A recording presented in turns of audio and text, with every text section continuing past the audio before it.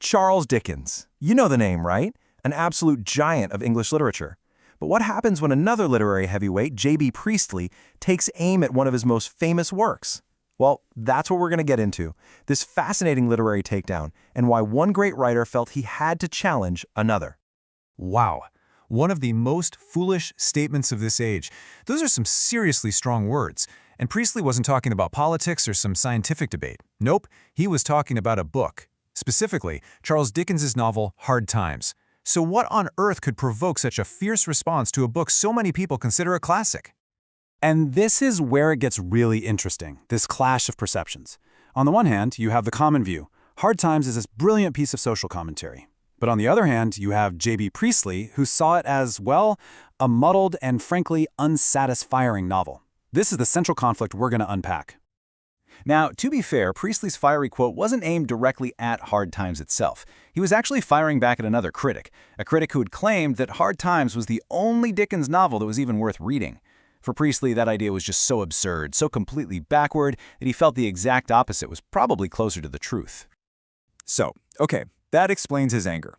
But what's his actual case against the book? What's so interesting is that Priestley's argument isn't really about the novel's social message.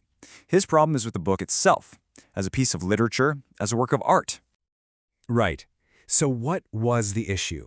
Why did he believe a novel from Dickens's mature period just fell so short? Well, Priestley lays out several key artistic failures. And this pretty much sums it up. Priestley argues that in Hard Times, Dickens falls into all the traps his worst critics always accused him of. The statements are way over the top, the emotion feels confused and melodramatic, and crucially, it's missing that special, bizarre, poetic genius that makes a book like Bleak House so incredible. And this really gets to the heart of his complaint, the idea of caricature. Characters like Gradgrind or Bounderby. Priestley saw them not as complex, believable people, but as two-dimensional symbols. They just exist to represent an idea, the evils of a fact-obsessed society, instead of actually living and breathing on the page. This brings us to the core of the whole critique. Priestley moves from just listing the book's flaws to actually diagnosing the cause. Why did Dickens, a master of his craft, end up producing a novel that felt so artistically weak? And this is it. The fundamental problem, according to Priestley, was just a simple lack of knowledge. Dickens was a genius at writing about the worlds he knew inside and out, like the streets of London. But the industrial North? That was a totally different story. Dickens's first-hand experience was incredibly thin. Apparently, he got some grim impressions during a public reading, and he paid a quick visit to a town during a strike, but he found no real drama there. Priestley's powerful metaphor is that Dickens saw this world from a distance, like he was just looking out the window of a passing train. This quote just sums it all up perfectly. Dickens was an outsider, a tourist in the very world he was trying to condemn. He didn't have that deep, lived-in familiarity that fueled the genius of his other great novels. And this lack of authentic experience led to what Priestley saw as the novel's fatal flaw. It forced Dickens to abandon his greatest strength and rely on something much, much weaker. Because he didn't know the nuances of industrial life, Dickens resorted to this really simplistic black and white contrast. On one side, you've got Coketown, cold, hard, withering. And on the other, you have the circus, full of art and skill and warmth. It's a neat division, but it lacks the messy, complex reality of actual life.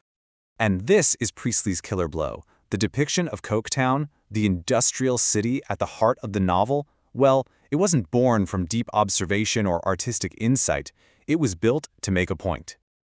And that's the tragedy for Priestley. In creating Coketown to serve his message, Dickens sacrificed his greatest gift, that unique, creative imagination that could build entire breathing worlds. The novel became a tool for an argument, not a work of art. So, let's just zoom out for a second and look at the bigger picture here. What can we take away from this? The lesson goes far beyond just one novel by Charles Dickens. And here is Priestley's final, crucial warning. It's so easy to love a piece of art just because we agree with its message. We can all support Dickens's condemnation of a dehumanizing society, but Priestley insists that agreement shouldn't blind us to whether the work is actually any good. Ultimately, it all comes down to this. A worthy message is not enough. Great art requires more. It requires insight, depth, and the spark of creative imagination, not just a well-argued point. When the propaganda overtakes the poetry, something vital gets lost. And that leaves us with a question that's more relevant today than ever. In our world of documentaries, biopics, and all sorts of issue-driven entertainment, where do we draw that line? When does a powerful message elevate a story into something truly special? And when does it just crush the life out of it, turning complex realities into simple arguments? It's a question worth asking long after the credits roll.